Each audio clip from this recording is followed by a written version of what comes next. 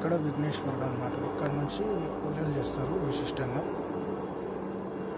ఇది ప్రతిష్ఠించడం జరిగింది విఘ్నేశ్వరుడు. దీని పక్కకే మళ్ళీ శివలింగం ఉంటుంది. ఓం నమ శివాయ. కార్తీక మాసం పూజలు చేస్తూ ఉంటారు. మీకు ఎంట్రన్స్ నేను వెళ్ళేటప్పుడు చూపిస్తాను.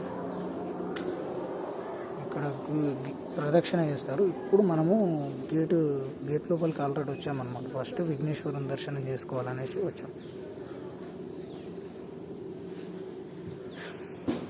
ఇక్కడ శివాలయం. ఈ శివాలయానికి ఎంతో చరిత్ర ఉన్నది. కాశీ నుంచి గంగాజలం తీసుకొచ్చి ఈ భూమి లోతుల్ని ఇక్కడనే పునాది తవ్వుతుంటే పంతులకి ఆ శివలింగం దొరికింది. దాన్ని ఇక్కడే ప్రతిష్ఠించడం జరిగింది శివలింగాన్ని. దర్శనం చేసుకోవచ్చు.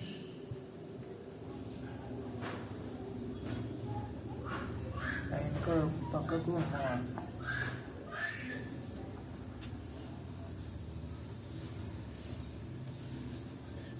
ఇక్కడ విఘ్నేశ్వరుడు.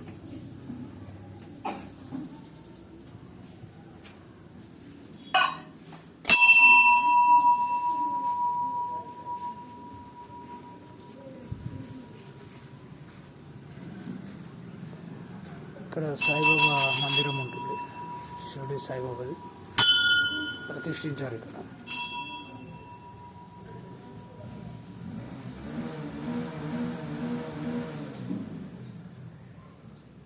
ఇక్కడ నుంచి మనం అక్కడ నేను ఆరాధించే నా దైవం మా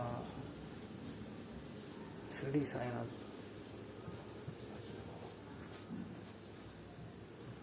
ఆయన కాన్సెప్ట్ గొప్పది అన్నమాట. అందరూ దేవుళ్ళు ఒకటే అనేది గొప్పది. అది ఇష్టం. ఆయన యోగిరాజ్ అన్నమాట. ఇక్కడ నుంచి వస్తే ఇక్కడ దొంటి బసవన్న అంటే సాక్షాత్తు నందీశ్వరుడే ఇక్కడ ఉంటాడు బయట.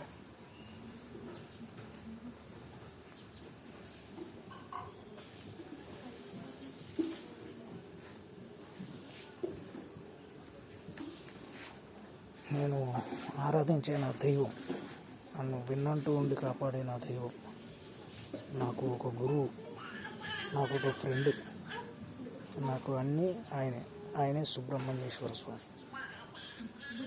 ప్రతి క్షణం నేను ఆరాధించే నా దైవం ఆయనే.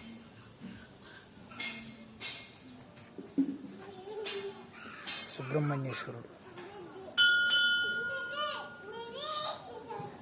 పార్వతీ పరమేశ్వరుల పుత్రుడు శ్రీ సుబ్రహ్మణ్యం. ఆయన నేను కొలిచే నా దైవం అన్నమాట ఈ సుబ్రహ్మణ్యేశ్వర స్వామి. నాకు ప్రతి ఒక్కటి ఇచ్చాడు. నాకు ఏది అడిగితే సుబ్రహ్మణ్యేశ్వర స్వామి. ఓం నమో సుబ్రహ్మణ్యాయ. ఇక్కడ నుంచి వెళ్తే ఎంట్రీ నుంచి మనం వెళ్ళిపోవచ్చు. వెళ్ళి ఇక్కడ ఈ రాయి చెట్టు దగ్గర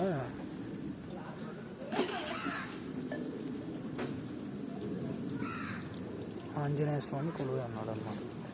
ఇది ప్రతిష్ఠించింది కాదు. అండ్ ఇక్కడ ఈ చెట్టు రూపంలో ఉన్నది ఆంజనేయుడు.